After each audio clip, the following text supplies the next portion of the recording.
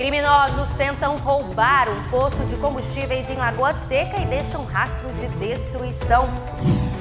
Polícia Rodoviária Federal faz alerta e orienta sobre acidentes nas BRs. Projeto de extensão da UFCG usa inteligência artificial para propagar informação para pais de crianças com câncer. Campanha Novembro Azul ganha força e procura de homens por consultas médicas tem crescido. Hoje é quarta-feira, 13 de novembro de 2024. Borborema Notícias começa agora.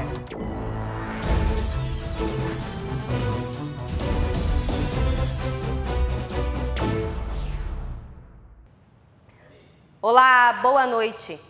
Pela terceira vez, criminosos tentaram roubar um poço de combustíveis que fica no centro de Lagoa Seca. É o que a gente vai acompanhar na reportagem de Renato Diniz. O crime aconteceu na madrugada desta quarta-feira. 4 ladrões, que estavam em 2 motocicletas, explodiram o cofre de um posto de combustíveis que fica na saída de Lagoa Seca para São Sebastião de Lagoa de Roça.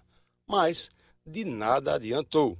Com a explosão, uma parede foi destruída e o cofre que estava junto à parede caiu dentro de um barreiro que fica atrás do posto.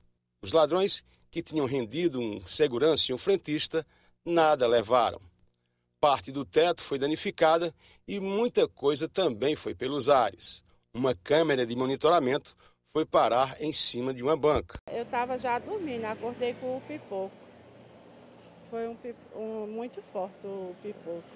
Depois tiros, enfim. Foi, eu pensei até que era assaltando o banco daqui. Foi. Aí quando hoje pela manhã já reparou que se tratava aqui do posto. Foi. Né? Já faz umas 3 vezes já que aconteceu isso aí, viu? Parece até que está dentro de casa o tiro. Uma vez eu disse para estourou o bujão. Eu pensei que era o bujão que tinha estourado dentro de casa. Mas foi um pipoco muito grande, viu? Foi a terceira vez este ano que os assaltantes agiram no estabelecimento e em nenhuma delas conseguiram levar dinheiro. Após o crime de hoje, os bandidos roubaram uma picape e assaltaram um caminhoneiro em São Sebastião de Lagoa de Roça. Ninguém foi preso. O delegado responsável pelas investigações sobre as suspeitas de tortura e cárcere privado em uma comunidade terapêutica aqui em Campina Grande concedeu entrevista na manhã dessa quarta-feira. Rafael Pedrosa deu detalhes sobre o caso e as 8 pessoas detidas. 8 pessoas responsáveis pelo funcionamento de um centro terapêutico no bairro Alto Branco foram presas em flagrante por tortura e cárcere privado. Conforme o delegado Rafael Pedrosa, dos cerca de 40 pacientes, 18 denunciaram o local. Foi uma fiscalização que é feita de forma rotineira pelo Ministério Público e o próprio Ministério Público solicitou apoio da Polícia Civil e outros órgãos, a exemplo da Anvisa. Então, ao chegar nesse centro terapêutico, foi constatado pela delegada plantonista, doutora Herta, algumas situações em que ela vislumbrou a necessidade de trazer tais pessoas para a central de polícia para que fossem ouvidas a respeito dessa situação. O que é que se encontrou? Em alguns casos, existiam relatos de maus-tratos, relatos de alimentação precária e, sobretudo, o fato de esse centro terapêutico em específico ser destinado a pessoas de forma voluntária. E, na verdade, o que acontecia é que muitas dessas pessoas estavam lá de forma obrigatória, sequer tendo assinado um termo de voluntariedade, segundo elas. O delegado reforçou o que disseram os internos que fizeram a denúncia. Eram denúncias de maus-tratos, eram denúncias de medicações, uma mistura de medicações, de azepam misturado com outras. Existiram relatos de pessoas que ficaram cerca de 3 dias dopados. Alimentação que muitos achavam que seria precária, mas, sobretudo, eram essas medicações mais pesadas, sem prescrição médica, inclusive. E tudo isso ainda também está sendo avaliado pela equipe de investigação. Os investigados chegaram a ser ouvidos, o que eles relataram? Ficaram em silêncio, né? A grande maioria ficou em silêncio. Foram administradores da clínica, também alguns funcionários como um enfermeiro, Existiam relatos também de pessoas que trabalhavam se dizendo fisioterapeutas, enfermeiros, mas que na verdade não tinham a regulação profissional devida. Então tudo isso está sendo apurado. Uma colisão frontal registrada ontem entre Campina Grande e Queimadas resultou em 5 pessoas feridas. Uma ainda segue em observação na enfermaria do Hospital de Trauma. Mas esse acidente soma-se a outros que têm deixado a Polícia Rodoviária Federal em alerta. Falar sobre acidente envolve outras variáveis que são bem mais complexas, é uma questão de legislação, é uma questão de efetividade na punição, é uma questão de estrutura viária, de comportamento principalmente, mas uma coisa que tem chamado a atenção da gente são os motociclistas, né? O número de motociclistas envolvidos em acidente e pelo tipo de veículo que é a motocicleta, né? Você, no automóvel, você tem meio que um escudo, uma proteção, e a motocicleta você não tem isso. E aí, quais as principais orientações? A gente tem trechos, por exemplo, em obra aqui na nossa região, como na Alça Sudoeste. Quais as principais orientações para que o motorista ele chegue em casa em paz? O que eu particularmente tenho sugerido é o seguinte: comece a falar uma palavra chamada prudência quando você estiver no volante. A gente meio que fica disperso, a condução ela requer uma atenção difusa, você tem que estar a todo momento avaliando vários cenários. Então, procura, enquanto no volante, falar essa palavra prudência, deixar ela despertar algo dentro de você que arrefeça a sua condição na direção. Os motociclistas são as principais vítimas do trânsito, eles precisam redobrar os cuidados. A alça, particularmente, ela tem desvios que não tem a capa asfáltica. Então, por exemplo, uma condição de pneu, verifique a condição do seu pneu para que você não caia, a moto não tombe, você não seja projetada ao solo. E nessa situação evita, principalmente o motociclista, trafegar muito próximo a veículos de grande porte. Porque o motorista do veículo de carga, ele vai ter vários pontos cegos, ele não vai, em algumas situações, ele não vai perceber a motocicleta próxima. E prudência, a diminuição da velocidade, a via alça já não suportava o fluxo que ela tinha e nessa condição de obra, pior ainda, né? A PEC que debate a redução na carga horária dos trabalhadores começou a tramitar na Câmara dos Deputados. Com a assinatura de parlamentares paraibanos, a proposta foi protocolada na manhã de hoje. De Brasília, Fernanda Duarte tem mais informações. Oi, Sabrina, boa noite a você, boa noite a todos que nos acompanham. Pois é, essa PEC continua dando o que falar aqui no Congresso Nacional e hoje pela manhã foi protocolada pela deputada federal Érica Hilton, autora da proposta. Eram necessários 171 assinaturas para que a PEC fosse protocolada, chegou a 191 assinaturas, inclusive com o apoio de parlamentares da bancada da Paraíba, como os deputados Damião Feliciano, Luiz Couto, Rui Carneiro e também Gervásio Maia. Agora, a deputada Érica Hilton vai cobrar de Arthur Lira, presidente da Câmara, para que a proposta entre em discussão quanto antes. É necessário que essa proposta passe pela Comissão de Constituição e Justiça e, se for aprovada, vai ser criada uma comissão para debater esse texto que prevê a redução da escala de trabalho, que hoje é de 6 dias trabalhados por 1 de folga, para 4 dias trabalhados e 3 de folga. É um tema muito polêmico e que divide muitas opiniões. 3 parlamentares da bancada paraibana que assinaram essa proposta conversaram conosco. É o caso dos deputados Damião Feliciano, Rui Carneiro e Gervásio Maia. Eles se posicionaram em relação a esse texto. A minha visão é que o trabalhador deve ter pelo menos 2 folgas por semana. Seria o 5 por 2. E vamos dar nossa contribuição nesse debate. Não adianta você ter um trabalhador cansado que acaba não prestando um bom serviço.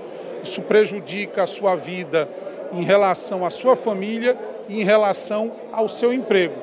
Então, uma hora importante da gente fazer esse debate aqui na Câmara e juntos, ouvindo o empregado, ouvindo o empregador, chegando a uma boa conclusão para todos. A gente possa buscar um melhor caminho, que traga mais produtividade, que você tenha no trabalhador, o trabalhador com um descanso maior, com mais convívio com a família, com um pouco mais de tempo para cuidar dos temas de casa, mas que isso também não prejudique o dia a dia das empresas, das pequenas empresas, dos pequenos negócios do país. E claro que é fácil se buscar uma saída com muito diálogo. Então essa é uma discussão que nós precisamos fazer com muita sobriedade, muito equilíbrio. Eu assinei a PEC exatamente para que pudesse fazer essa discussão.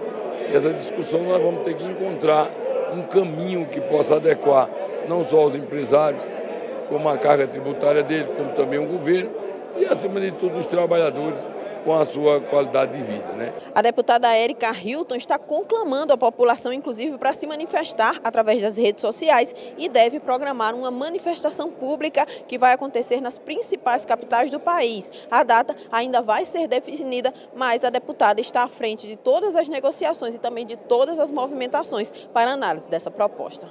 Volto com você.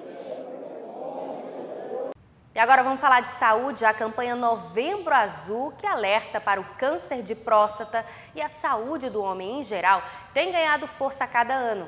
A presença dos homens nos consultórios médicos nesse período tem permitido a descoberta precoce da doença, o que facilita o tratamento. Em novembro do ano passado, o seu Severino Exídoro descobriu que estava com câncer. Todos os anos, ele tinha o costume de fazer o exame de próstata. Com 66 anos, ele fala da importância de sempre ir ao médico. Faço acompanhamento de ano em ano no urologista. Ano passado, eu estive aqui no Novembro Azul. E daí, descobri uma neoplasiazinha na próstata. Aí o médico me encaminhou para um tratamento, porque não é necessário uma cirurgia. Aí eu fiz o tratamento na FAP, eu já terminei, aí eu estou aguardando aqui a finalização aqui, no HU. Hoje está se cuidando melhor? Bem melhor. Os homens deviam ter cuidado muito, né? Porque isso é um problema que você não sente nada, você sempre pensa que está bom e o problema está aí. Então tem uns que dizem, não, eu não vou porque isso tem receita, não sei o quê. Eu convido todos eles que venham fazer esse exame, que é importante, porque depois que fica tarde é pior. Em Campina Grande, no período de agosto de 2008 a 2024, foram registrados 1.839 casos de pessoas que foram internadas por conta do câncer de próstata. Isso mostra a importância da conscientização durante o mês de novembro. De acordo com o levantamento do Instituto Nacional de Câncer, o INCA, são esperados mais de 71 mil novos casos de câncer de próstata em 2024 e 2025 no Brasil. Este é o segundo tipo de câncer mais frequente entre os homens, ficando atrás apenas do câncer de pele, não melanoma. Muitos homens ainda têm um certo receio em relação ao uma das principais partes do rastreio, que é o toque retal. Apesar de ter havido mais uma conscientização, onde mais homens têm vindo procurar a assistência médica, ainda hoje temos bastante resistência quando a gente fala no toque retal. O diagnóstico precoce é essencial para o tratamento curativo do câncer de próstata. Quanto mais cedo a descoberta, mais assertivo e preciso será o tratamento. Hoje, os nossos guidelines, aquilo que a gente recomenda como Sociedade Brasileira de Urologia, são homens acima dos 50 anos de idade. Todos eles têm que fazer o rastreio do câncer de próstata, têm que vir ao consultório médico do urologista. E os homens a partir dos 45 anos que têm história familiar positiva de parente de primeiro grau, bem como aqueles que são da raça negra, tendo em vista que os negros têm uma chance maior de ter um câncer mais precoce. A seguir, projeto de extensão da UFCG orienta pais de crianças com câncer sobre os cuidados com as reações pós-químio. E ainda, nutricionista mostra o que é mito ou verdade em uma alimentação balanceada.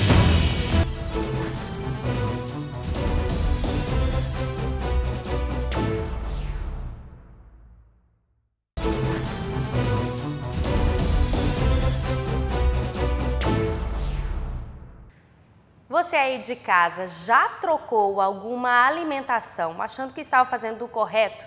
Refrigerante com ou sem açúcar? Arroz branco ou integral? Margarina ou manteiga?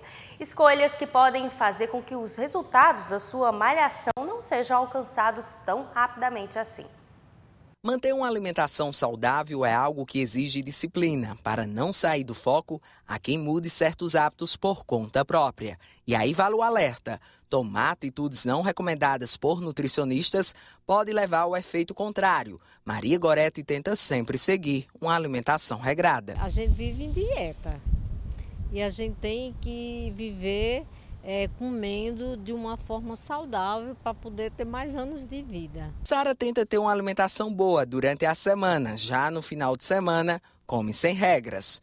Assim, razoavelmente eu considero que eu tenho uma alimentação saudável, apesar de que eu tenho um acompanhamento nutricional, mas eu não vou mentir que muitas vezes eu piso na bola, entendeu? Eu fico um pouco a desejar nesse quesito. Apesar de sua importância para o organismo, a escolha de uma alimentação saudável e equilibrada ainda é um tema que gera muitas dúvidas entre as diferentes influências que podem dificultar a escolha de uma dieta. Mais consciente está a desinformação. Veja bem, a alimentação ela é base para uma vida saudável, né? E o exagero é o que vai levar a sérios problemas de saúde. Exagero no açúcar, exagero no sódio, exagero nas gorduras, exagero nos alimentos industrializados. Quando se tem uma alimentação equilibrada, balanceada, você consegue comer de tudo na hora certa e na porção certa.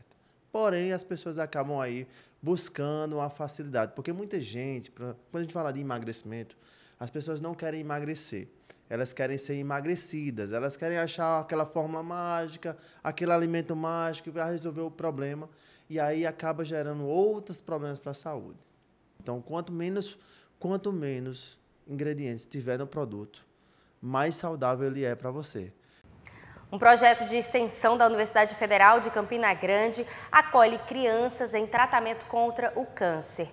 O Químio Ação, como é chamado, orienta as famílias desses pacientes com informações importantes após cada sessão de quimioterapia. Em abril deste ano, Cecília foi diagnosticada com o câncer neuroblastoma. Aos 4 anos, ela iniciou o tratamento no Hospital Universitário Alcides Carneiro. Para a família, o diagnóstico foi cercado de medo e dúvidas. Um baque, né, muito grande para a nossa família, porque a gente não esperava o diagnóstico. E aí, fala. E aí a gente entrou aqui e fomos bem acolhidos. O projeto Químio Ação também ajudou bastante a tirar nossas dúvidas, porque a gente tinha muitas dúvidas em relação a o que ia acontecer, né, no depois das químio. E aí ajudou bastante. Hoje, Cecília e a família são bem acolhidas na unidade hospitalar. Mas ao chegar em casa, que outras dúvidas surgem, como os receios com as reações devido à medicação. Pensando nisso, essa professora doutora do curso de enfermagem da UFCG criou o projeto Químio Ação, que visa orientar aos responsáveis sobre como lidar com o dia a dia da criança com câncer. A contribuição do projeto ele é extremamente importante, que o aluno chega até ao familiar e faz o acolhimento e pergunta: a senhora está sentindo dificuldade com sua criança em casa? Sim. Meu menino não se alimenta bem, ele não dorme, ele fica constipado. O que eu devo fazer com isso? Então, o aluno, ele realmente produz o vídeo para orientar quanto a essas alterações que nós chamamos de evento adverso, conhecidos também como efeito colateral das drogas da quimioterapia. O projeto de extensão está há 4 meses em execução.